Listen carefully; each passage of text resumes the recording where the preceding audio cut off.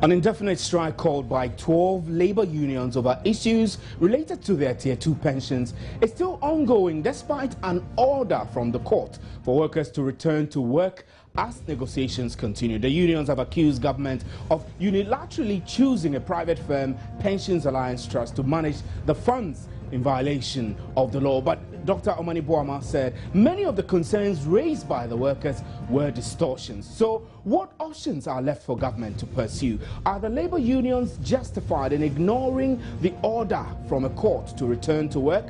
What is the way out over the tussle between government and labor unions? This is today's big story with me, Stephen Enti.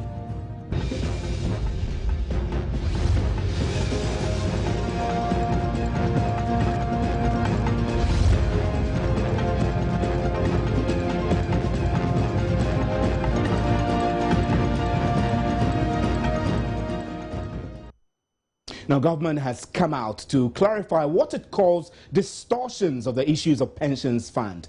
Communications Minister Dr. Omani Boama, in an address to the media earlier today, said government followed all laid down processes prescribed by the Pensions Act to choose a trustee company. This is one thorny issue between Labour and government. Let's hear what the minister said.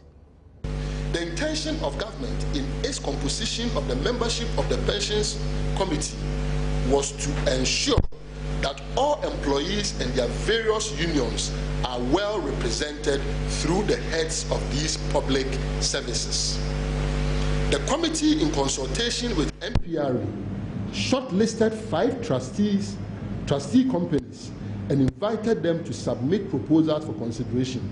The 5 shortlisted trustee companies are as follows: Enterprise Trustees Limited, Provident Life Trust Company, Universal Pensions Master Trust Limited, Glyco Pensions Trustee Company Limited, and Pensions Alliance Trust Limited.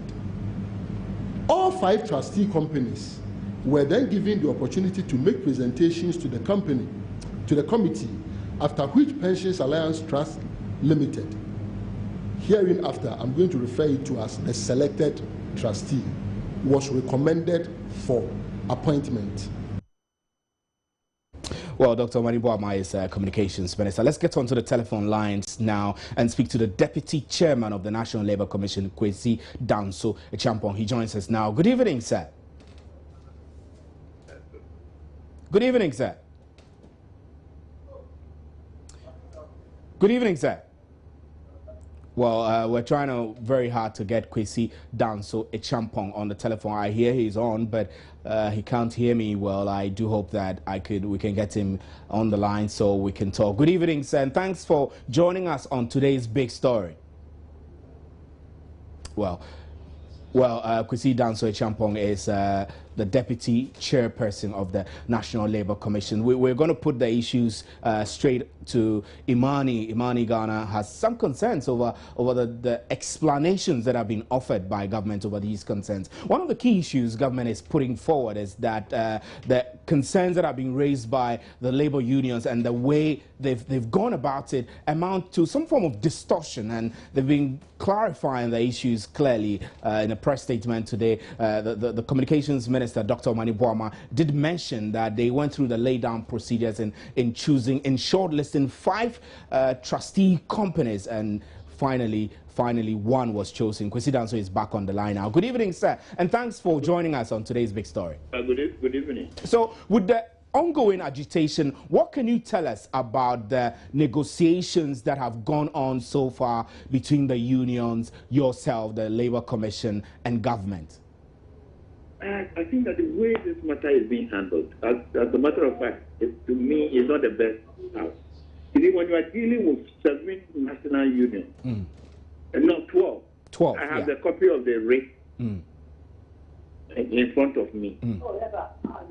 And the matter, it's a very serious matter. And I think that the best way to resolve this matter is not through court action, as a matter of fact, in the sense that if a court gives order that all these 12 unions should go back to work, and it doesn't happen, what happens? That's why this matter has to go back to the negotiation table. Yeah, but that's the question I asked you. I mean, I asked earlier whether you sat through some of the negotiations. No, I haven't. You haven't. Okay. I haven't prepared all my thinking on the air. Okay. It's just really that somebody wanted to talk to me to see what I can play to bring some amount of something to the whole situation. And I think that, you see, the approach to this, solving this problem, to me, is not the best. Because we're not going to have an amicable settlement that will last. And therefore, I will still think that once the unions are ready to negotiate, and the law makes it clear that once negotiation begins, there's what we call a cool-off system, a cool-off period. That should be respected, so that they go back to the negotiation table and look at what the labor law and then the pension law are talking about. In the sense that if you look at the release that the court, the Attorney General is seeking at court, the first one, the declaration that the indefinite strike embargo upon by the defendant is illegal, another for them to call off the, then another that the defendant jointly and severally pay all those. Yes, these are things that any employer will want. But Mr. Champon, you've raised the issue of the court. I mean, the unions, now the issue has been declared by the court, and the unions, in refusing to return to work, is actually they are actually defying the court order. How bad do you think this has gotten to now? No, you see, first, the order was given as party. Now they've been served with the order from the list, what I've listened from the early.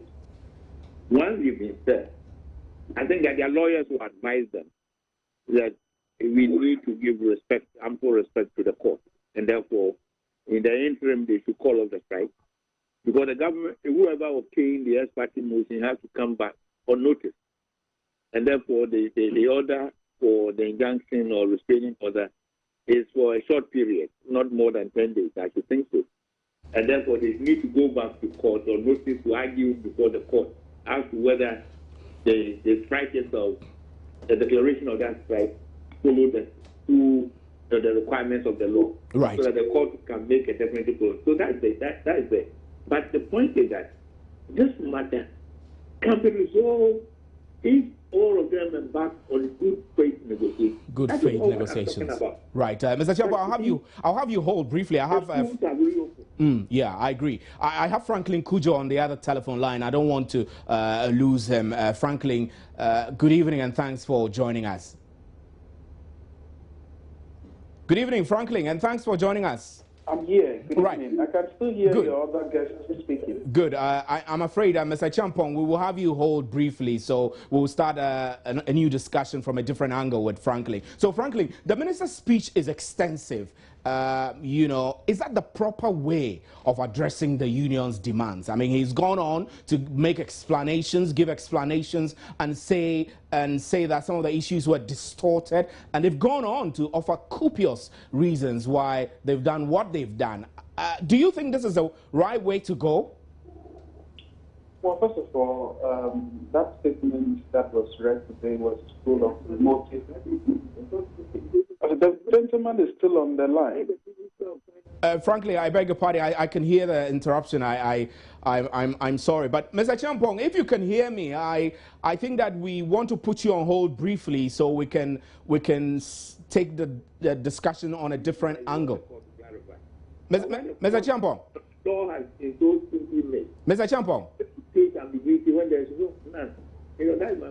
Mr. Champong, I beg your pardon, you would have to hold. I'm sorry, Mr. Champong, would have to take you off so that we'll come back to you. Franklin, sorry for the interruption. Now, Omani Boama in his speech said that a pensions committee set up by government in consultation with the MPRA shortlisted 5 trustee companies and invited them to submit proposals for consideration, after which the Pensions Alliance Trust was chosen. This should be seen as fair in principle. Why are you still against the procedure that was used in choosing the trustee company? I think that statement statement that was read was full of errors, and just essentially motive language full of gaps and lies, outright lies. Let me just backtrack a bit before I come to that main issue. Look, the statement the minister read, point 4, he says that an 8-member pension reform implementation committee was set up in 2006, appointed by Mr. Edumensa, a consultant. Now you listen. If you read the statement going forward from number 4 up until I think number 9, he goes on to say that, ladies and gentlemen, the law has remained same and has not seen any amendment since the NDC government in 2009. Great. So nothing has happened. We are just operating with the law. Now you should listen to the same man who has been mentioned in point 4, the Mensa, speaking as to what the spirit and letter of the law, the things they should do, they worked on, the implementation committee, what it meant. Now listen carefully, and I'm reading from his paper that he shared, he's published it in the Daily Graphic some time back. And if you, well, let me just say, he says that, look, workers are therefore, the schemes are to be managed by approved trustees, including member-nominated trustees. Please listen carefully. Workers are therefore expected to participate actively in the management of the second and third tier schemes by serving as trustees with a number of responsibilities. As a member trustee, the worker is required under Section 121 of the Pensions Act 766 and Regulations 28 through to 49 of the Pensions Regulations, LI 1990, to perform a number of functions, including 1, ensuring scheme registration, maintaining investment policy statements, control objectives and internal control procedures, exercise a level of care, skill, diligence, and prudence. And then finally, ensuring that the funds of the scheme are invested in different investments so as to minimize investment risk. So what? So what, frankly, I'm reading the point I'm making. I know you don't have much time. Is to go after the disingenuous nature of picking the dementia and at the same time disregarding his opinions which he has shared for reasons for which this pension reform came to be.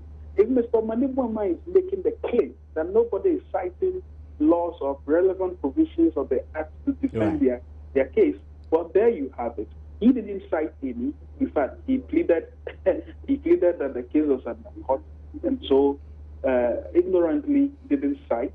This is 1. 2, let me go on. He makes the claim that one of the most deceptive narratives, even before that, is that government not believing in the rule of law, but also the fact that the demand by labor unions to choose trustees of their 2 pensions will leave the future of workers, especially when they retire, almost entirely at the mercy of private interests. You read the statement that has been issued, and you ask yourself, did anybody sit down to do a logical reasoning and deduction on the entire statement? But this statement is in flagrant disagreement with the fact that for a trustee to be chosen, some people were consulted. And to even suggest that the private scheme, if so applied and used by workers, will leave them at the mercy of suspicious characters. But then you go ahead and impose a private fund trustee on these same workers who are saying they don't like it. Let me now address your first question, which was what? That copiously giving reasons as to why some procedure was followed. Look, on November 22nd... The procedure followed in choosing these 5 trustees. I mean, it's like they had to bring a proposal and then finally one was chosen. So, you know, that is correct procedure, isn't it? Well, let me tell you what really it was. That process is what I call, I don't know how to describe it. They invited companies, that's true, but they never told the companies why they were dropped. This is serious. But that's one of the reasons. That's one. And then secondly, immediately they did that, CLOSAC issued a statement. This is the Civil and Local Government Staff Association. By far, I think the largest employee base. They issued a statement on November 22nd, 2013, saying that, look, they have no part in this choosing of this pension trust alliance. They have already worked long ago and have even told government that they were working with one corporate trustee, which has also been licensed. So you see, that was where the whole problem started. Instead of sitting with these people to negotiate and get the right things done, because it's of the Manibama and probably his skills, they exactly know why they want to impose the Pension Alliance Trust.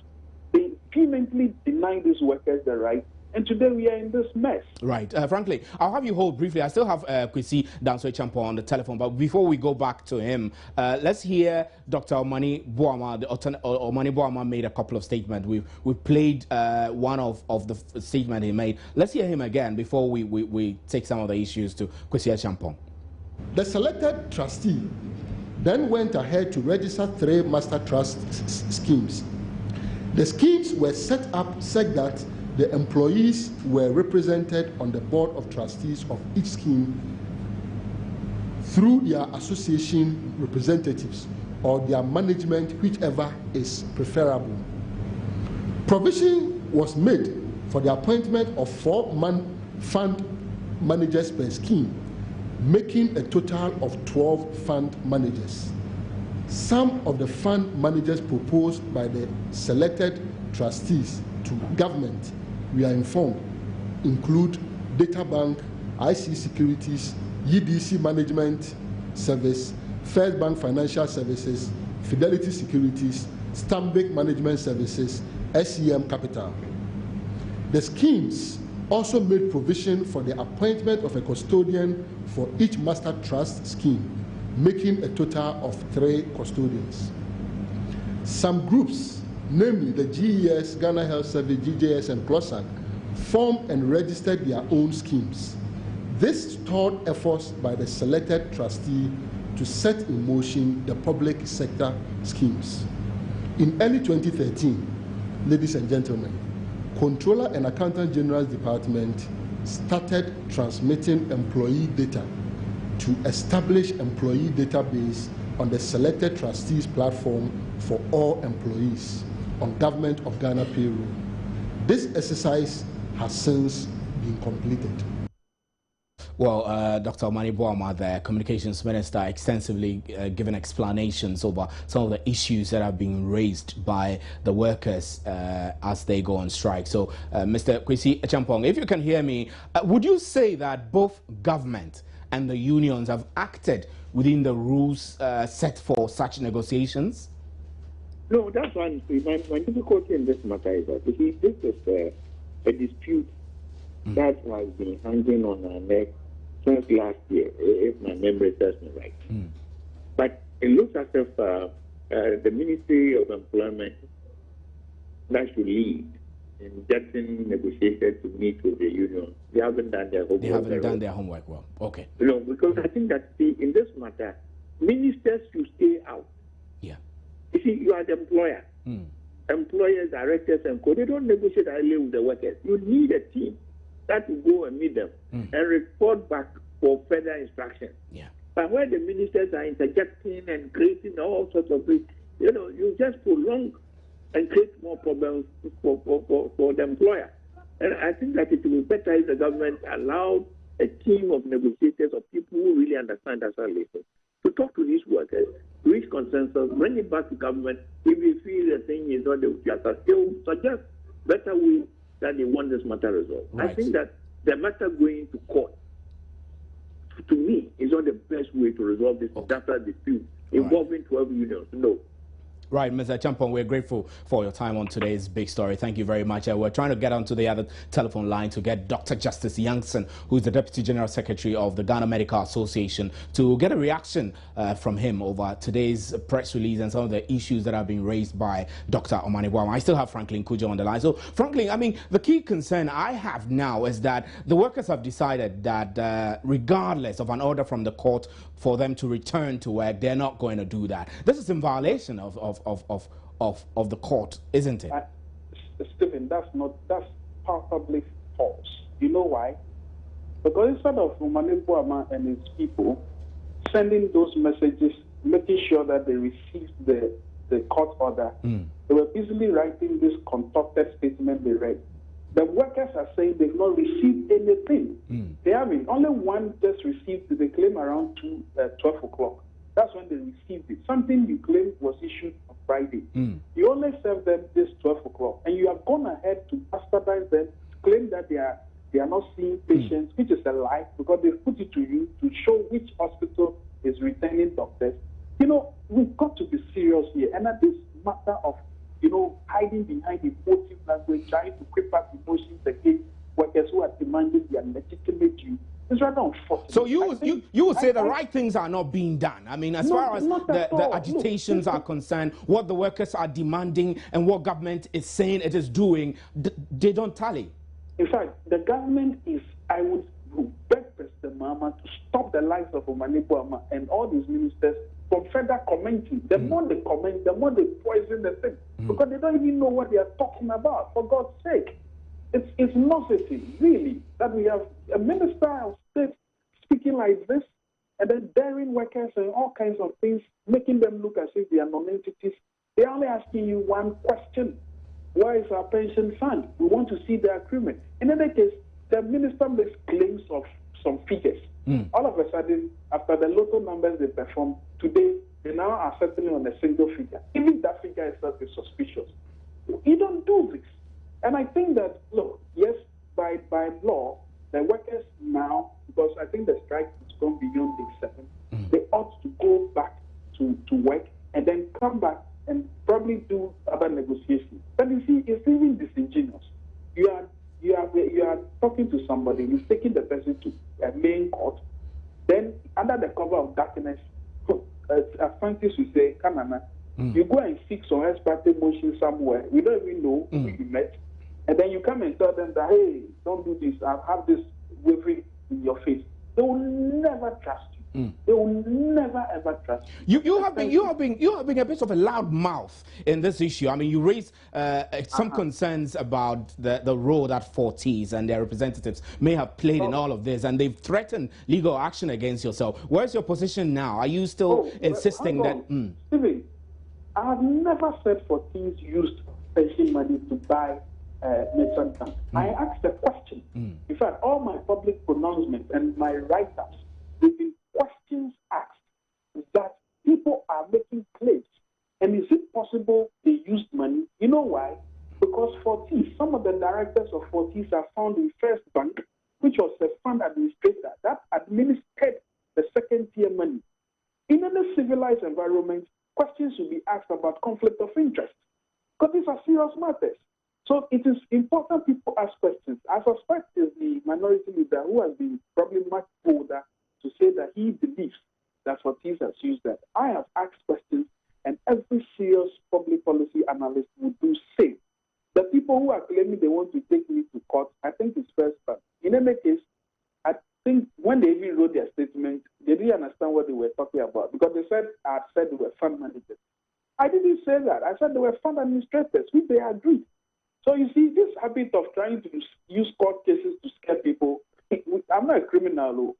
I'll deal with them. If they like, they can bring all the lawyers in town. But frankly, this is just an indication that the pensions issue is a big deal. I mean, government says that it's doing a lot to resolve the matter. The unions say this is not enough. They've come out to explain the processes that they followed in order to choose a trustee company. You here are saying that, no, that was not fair enough. What should be done at all? I mean, we need the doctors to return to work. We need teachers to be teaching our children. We seem to be in a position where we who deserve the services are the ones suffering. What should be done to put this matter to rest once and for all? So I know my pension is safe. Yours is safe as well.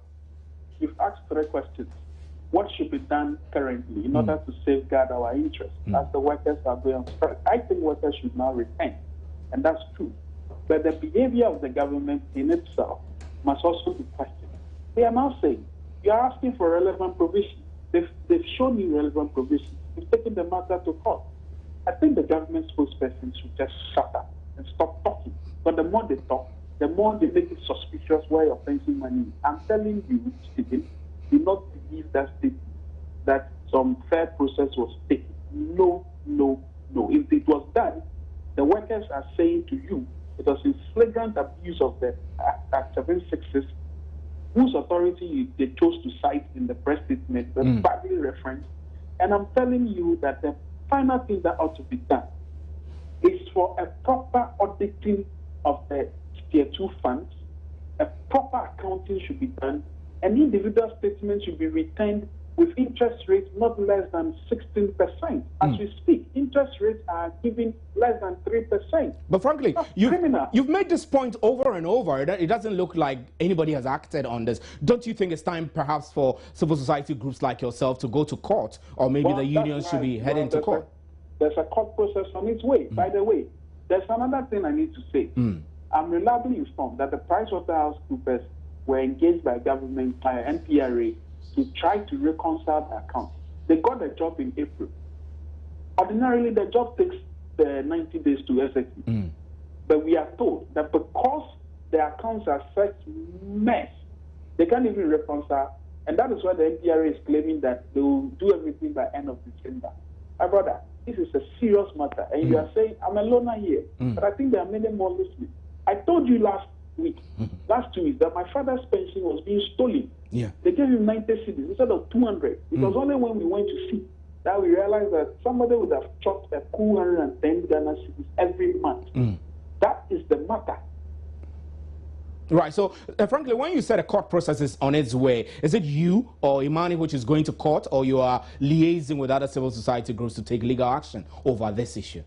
Oh, liaising. All we are waiting for is for the, how do I call it, this court process, which has begun, by the way, which has, I will say, our tacit approval. The workers are going to countersue, by the way, and we'll join them in order to countersue the government, countersue the NPRA to ensure that the right things are done. This is not a time to sit on the fence. This is people's money. Including yours and mine as well, obviously. Including yours. You better go and look for the last statement to receive and calculate how much interest they are supposed to give you. Right, okay. Frankly. That's more like a threat to me, right? Frankly, I'm telling you. Right, thank you. Right, thank you very much, Franklin Kujo, President of Imani. We've been trying to get the Ghana Medical Association to speak to us over the issue. We agreed with Dr. Justice Youngson that he will speak to us on the matter, but we're not getting him. We're not raising all the other people who agreed to speak to us, but that's where we have to draw down the curtains for today's big story. We're right back with the interactive segment. Do stay.